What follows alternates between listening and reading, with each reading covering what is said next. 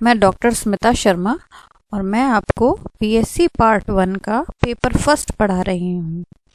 इसके अंतर्गत हमने 4th यूनिट का एक चैप्टर कर लिया है और हम दूसरा चैप्टर जो कि सिंपल हार्मोनिक ऑसिलेशन सरल आवर्ती गति के ऊपर आधारित है उसका हम अध्ययन कर रहे हैं।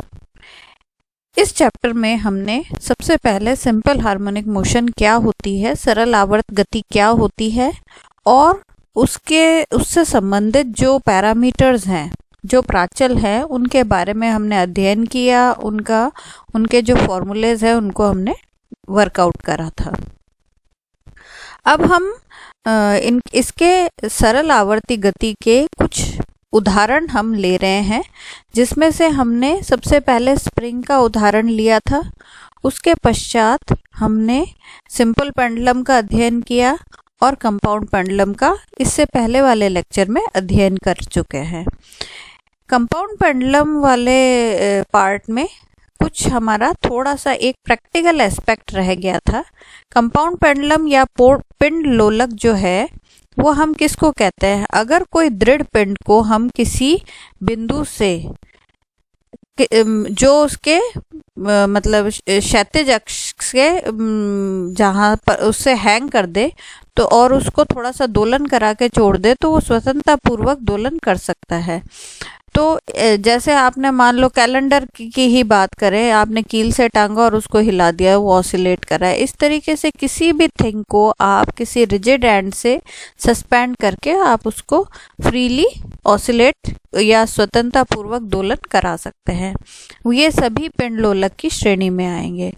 वास्तव में देखा जाए तो सिंपल पेंडुलम भी जो हम पढ़ते हैं वह भी कंपाउंड पेंडुलम ही है, लेकिन हम उसका क्योंकि उसका जो बॉब है हम उसको बहुत छोटा मानते हैं और हम ये अज्यूम कर लेते हैं उसके अंदर कि उसका जो द्रव्यमान है वो एक ही बिंदु पर केंद्रित है।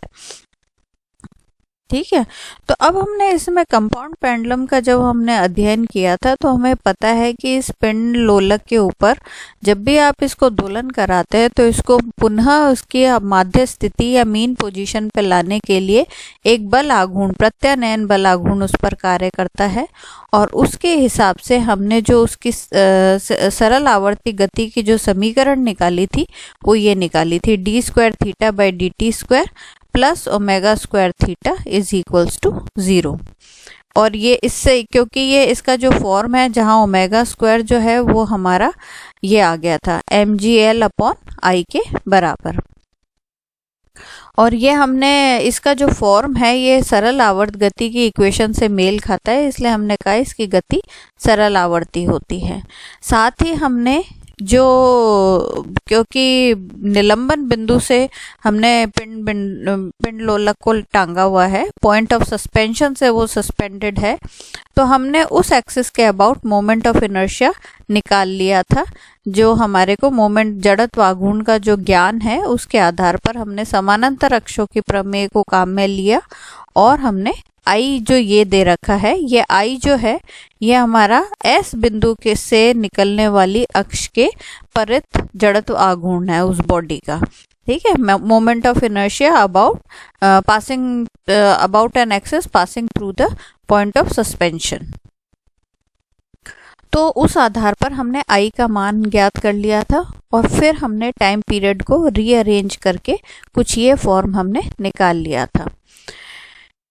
और बाद में हमने ये कहा था कि k²/L प्लस L जो है उसको हम कैपिटल L ले लेते हैं, जो कि L जो है वो length of equivalent simple pendulum, तुल्य सरल लोलक की लंबाई कहलाती है। मतलब इसका मतलब ये था कि अगर हम इस पिंड लोलक को किसी सरल लोलक से रिप्लेस करना चाहते हैं जिसका आवर्त काल या टाइम पीरियड वो ही हो जो इस पिंड लोलक कंपाउंड पेंडुलम का है, तो हमारे को इतनी लेंथ लेनी पड़ेगी। ठीक है, तो ये सब चीज़ें हमने पढ़ ली थी। साथ ही हमने देखा था कि इसके अंदर एक जो बिंदु होता है O बिंदु, वो हमारा यहाँ से S से G, ये गुरुत्व केंद्र है, सेंटर ऑफ ग्रेविटी, यहाँ तक की लंबाई L और सेंटर ऑफ ग्रेविटी से एक पॉइंट के स्क्वायर अपॉन एल दूरी पर स्थित होता है उसको हम कहते हैं ओ बिंदु या पॉइंट ऑफ, ये सेंटर ऑफ ऑसिलेशन कहलाता है। ठीक है। अच्छा, तो ये हमने और इसका अध्ययन करके हमने देखा था कि अगर हम ओ से इसको ऑसिलेट कराएं तो हमारे पास एक दूसरा बिंदु आ जाता है, वो हमारा, जैसे हमने ओ बिंदु से सस्पेंड कराया इसको, तो हमारे पास क्या है, एक्चुअल में वास्तव में हमारे पास चार ऐसे पॉइंट्स आते हैं जो इंटरचेंजेबल है। मान लो आपने एस से टांगा तो एस से जी तक की दूरी एल और यहाँ से यहाँ तक की दूरी के स्क्वायर अपॉन एल। अब अगर आपने ओ से टांग दिया तो हमारी जी से एक बीच में एक बिंदु होगा, ओ से जी तक की दूरी हमारी के स्क्वायर अपॉन एल डैश हो गई और जी से एस तक की दूरी एल डैश हो गई। तो कुल मिला के ये जो टाइम पीरियड है वो हमारा समान ही रहता है। अब ये जो चीज़ है इसको हम प्रैक्टिकली प्रूव कर सकते हैं, ये चीज़ हमारा अधूरा रह गया था, वो हम प्रैक्टिकली लैब के अंदर कर सकते हैं कि हमारे पास एक जो लैब है उसके अंदर एक इक्विपमेंट मिलता है जिसको हम कंपाउंड पेंडुलम कहते हैं। वो एक लंबी सी मेटल की एक छड़ होती है और उसमें काफ़ी सारे छेद होते हैं, बहुत सारे छेद होते हैं इक्विडिस्टेंट। तो हम प्रयोग कैसे करते हैं, हम एक सबसे किनारे पर पूरी स्केल, जैसे आपका साधारण स्केल होता है वैसे ही लंबा स्केल है और उसके अंदर काफ़ी सारे छेद है, लाइन 1 2 3 4 करके। तो हम पहला जो किनारे पर एक सिरे पर जो छेद है हम पहले उससे टांगते हैं उसको और हम उसको ऑसिलेट कराते हैं और उसके लिए कोई उस समय उसका आवर्तकाल ज्ञात कर लेते हैं। ऐसे ही हम बारी बारी से सभी छिद्रों में हैंग करते जाते हैं और हम उसका आवर्तकाल हर बार निकालते जाते हैं। तो हम ये पाते हैं कि अगर हम टाइम पीरियड और जो उसका सेंटर ऑफ ग्रेविटी से उसकी जो दूरी है, अगर हम वो उन दोनों के बीच में ग्राफ प्लॉट करें तो कुछ हमारे को कुछ इस तरीके से ग्राफ प्राप्त होता है। ऐसा, ये देखिए, ये जो ग्राफ प्राप्त हो रहा है ये उसी से ही प्राप्त होता है, प्रैक्टिकली आप प्राप्त कर सकते हैं। अब इसके अंदर जो टी और एल के हमने ग्राफ खींच लिया है। अब ये आपके थोड़े से सिमेट्रिकल ग्राफ हैं, दोनों तरफ आपको सिमेट्रिकल ग्राफ मिल रहा है, ये एक तरफ के बिंदु के सेंटर पॉइंट से और ये दूसरी तरफ के बिंदु के। अब इस ग्राफ के अंदर अगर हम एक कोई एक्स एक्सिस के पैरेलल, मतलब एक्स अक्ष के समानांतर कोई रेखा खींचे तो वो जो रेखा है वो इस ग्राफ को 4 बिंदुओं पे काटती है। देखो आप चित्र में देख सकते हैं, P, Q, R और S पे काट सकते हैं। तो ये जो P, Q, R, S है इसमें क्लियरली आप कह सकते हैं P बिंदु, मतलब इसका मतलब क्या है, ये 4 पॉइंट्स ऐसे पॉइंट्स हैं जहां पर टाइम पीरियड सेम होता है। और हमने अभी थ्योरी में, इससे पहले थ्योरी में पढ़ा था कि हमारा जो पॉइंट ऑफ सस्पेंशन होता है और हमारा पॉइंट ऑफ ऑसिलेशन होता है वहाँ पे टाइम पीरियड हमारा सदैव समान रहता है। तो और ऐसे 4 बिंदु हमारे किसी भी पिंडलोलक में हो सकते हैं, इसलिए यहाँ पर आप क्लियरली कह सकते हैं P और R वो तो हमारे निलंबन बिंदु है, निलंबन केंद्र है, सेंटर ऑफ सस्पेंशन है, और Q और S जो है वो हमारे सेंटर ऑफ ऑसिलेशंस हैं। तो इनकी ये आपके जो 4 पॉइंट्स आए, इससे हम ग्राफ से तुल्य स्वरल लोलक की लंबाई ज्ञात कर सकते हैं। कैसे ज्ञात करेंगे, आपकी जो ये लंबाई है वो कितनी हो जाएगी, P से R तक की लंबाई और या फिर S से Q तक की लंबाई। तो वो किसके बराबर होगा, कैपिटल L जो होता है वो L प्लस के स्क्वायर अपॉन L के बराबर है, और वो किसके बराबर है, PR के बराबर है या SQ के बराबर है। अगर हम इन दोनों का एवरेज, क्योंकि प्रैक्टिकली में तो हम दोनों में थोड़ा सा डिफरेंस आ सकता है, थ्योरेटिकली तो सेम होंगे, तो इसलिए हम इन दोनों का एवरेज मान ज्ञात कर लेते हैं। अब हमारी तुल्य सरल लोलक की लंबाई प्रयोग द्वारा हमने ज्ञात कर ली। प्रयोग करा, फिर उसका ग्राफ प्लॉट किया और ग्राफ की सहायता से हमने एल ज्ञात कर लिया। अब हमारे पास जो टाइम पीरियड का सूत्र है उसके अंदर आपको पता है वो क्या होता है, टी बराबर, अभी हमने पढ़ा था, टी बराबर कितना था, 2 pi under root l by g. तो अगर हम जी का मान ज्ञात करना चाहते हैं तो हमारा जी का मान क्या आ जाएगा, टी स्क्वायर अपॉन 2 पाई 4 pi square up into L. तो इससे आपका जी ज्ञात कर सकते हैं। तो हम यहाँ पर इस सूत्र से जी का मान ज्ञात कर लेते हैं। तो जी का मान क्या आ जाएगा, जी का मान आ जाएगा 4 pi square upon L upon 4 pi square L upon T square. अब इसमें टाइम पीरियड आपको ध्यान में है, एल आपने ग्राफ से कैलकुलेट कर लिया, तो हम उस जगह का जी का मान की गणना कर सकते हैं। एक चीज और इसमें गणना कर सकते हैं, वो है अगर आप चित्र में देखें तो न्यूनतम जो आवर्तकाल है वो 2 ही बिंदुओं पे मिलता है, ए और बी। यानी ये वो है कि यहाँ पर अगर मैं पैरेलल एक्सिस खींचती हूँ, एक्स एक्सिस के समानांतर कोई लाइन खींचती हूँ तो वो ग्राफ को 2 ही जगह पे काटती है, ए और बी।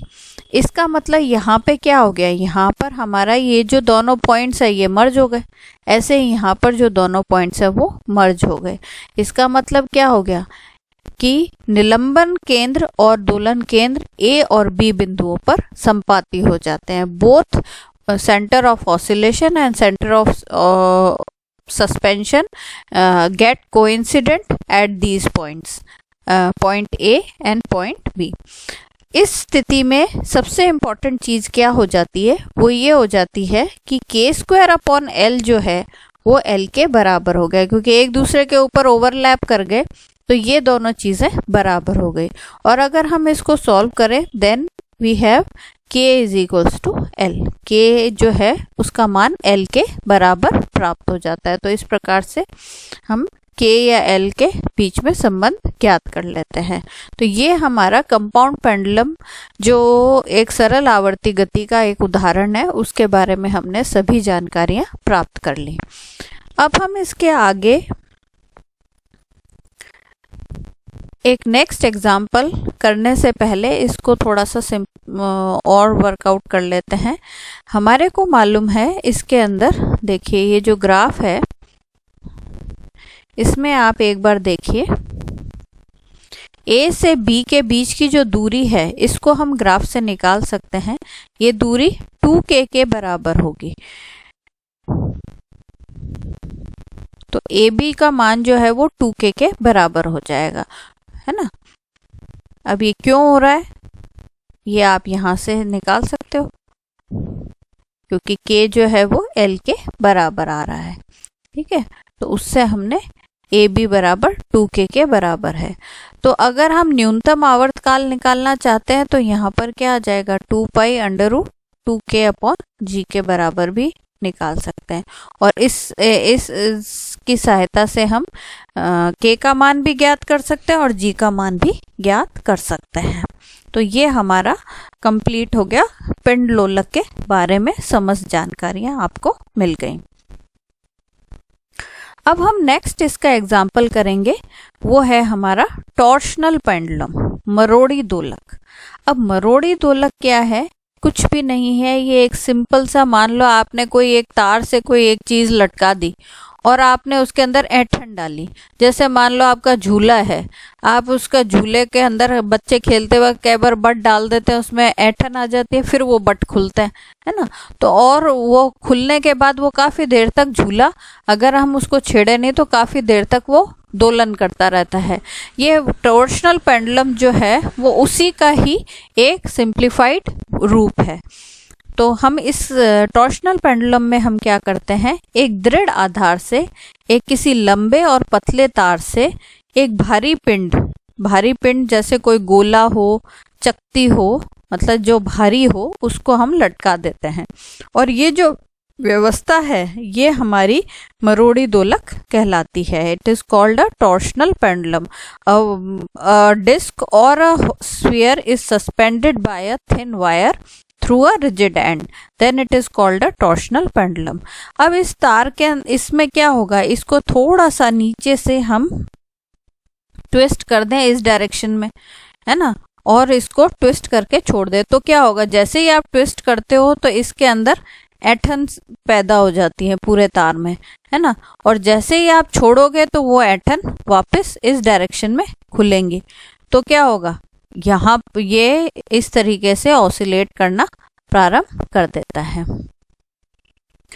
अब हम इस तार, ये जो तार है इसकी हरेक की एठन दृढ़ता होती है, या हम यो कह सकते हैं उसका प्रत्यानयन बल आघूर्ण, रेस्टोरिंग टॉर्क पर एकांक एठन कोण C है। मतलब हमने सपोज कर लिया कि तार की जो एठन दृढ़ता है, रिजिडिटी ऑफ द वायर जो है, या रेस्टोरिंग टॉर्क पर एंगुलर पर यूनिट ट्विस्ट, वो आपका C है, ठीक है, it is a constant for, और ये जो C का जो मान है वो तार के पदार्थ, तार किस पदार्थ से बना है उस पर निर्भर करता है। तो हम क्या कर रहे हैं, ये हमने C अज्यूम कर लिया है, it is a constant and it depends entirely on the material. तो हम क्या कर रहे हैं, इस तार को हमने मोड़ा, मतलब हमने इसको, इस डिस्क को हमने घुमाया, तो घुमाया हमने कितने कोण से घुमा दिया, थीटा कोण से घुमा दिया, तो इससे इसमें प्रत्यानयन बल आघूर्ण कितना उत्पन्न होगा, C इंटू थीटा उत्पन्न हो जाता है। अच्छा, किसी घूर्णन अक्ष के सापेक्ष पिंड का जड़त्व आघूर्ण I तथा किसी क्षण पिंड का कोणीय त्वरण d²/dt² होगा। अब क्या है, क्योंकि इसके अंदर टॉर्क प्रोड्यूस हो रहा है, तो हम इसमें क्या लेंगे, एंगुलर एक्सेलरेशन लेंगे। हम ये सपोज करते हैं कि जो अक्ष, जो ये तार है, इसके अबाउट जो ये पिंड लटका हुआ है उसका जो जड़त्व आघूर्ण है या मोमेंट ऑफ इनर्शिया है वो I है, और किसी भी समय इसका जो ऑसिलेट करते हुए पिंड का जो एंगुलर एक्सेलरेशन है वो d²θ/dt² है। तो हम इसकी इक्वेशन बड़ी आसानी से लिख सकते हैं, जैसे हम सिंपल हार्मोनिक मोशन के फॉर्म में लिख सकते हैं, I d²θ/dt² is equals to -c θ, ठीक है, क्योंकि ये तो आपका एक्सेलरेशन प्रोड्यूस हो रहा है, ये तो आपका टॉर्क है जो हमने फोर्स लगा के प्रोड्यूस किया, और ये उसका रेस्टोरिंग पार्ट है, तो ये रेस्टोरिंग टॉर्क है। दोनों इक्विलिब्रियम के पोजीशन में ये दोनों इक्वल होने चाहिए। अगर हम इसको रीसेट करें तो ये कितना आ जाता है, d²θ/dt² plus C/I theta is equals to 0। अब ये, अगर आप इस इक्वेशन को देखें तो यह कोणीय सरल आवर्त गति के अवकल समीकरण के समतुल्य है, ठीक है, it is equivalent to differential equation of angular simple harmonic motion. तो अब ये एंगुलर सिंपल हार्मोनिक मोशन है, तो एंगुलर सिंपल हार्मोनिक मोशन में तो यहाँ पे क्या आता है, यहाँ पे हमारा ω0 आता है, तो ω0 जो है वो कितना हो गया हमारा, ω0 हो गया हमारा C/I का अंडर रूट, है ना। तो अब हमारे को टाइम पीरियड है, टाइम पीरियड का फॉर्मूला हम ऑलरेडी पढ़ चुके हैं, T बराबर, T दे रखा है, क्या होता है 2π/,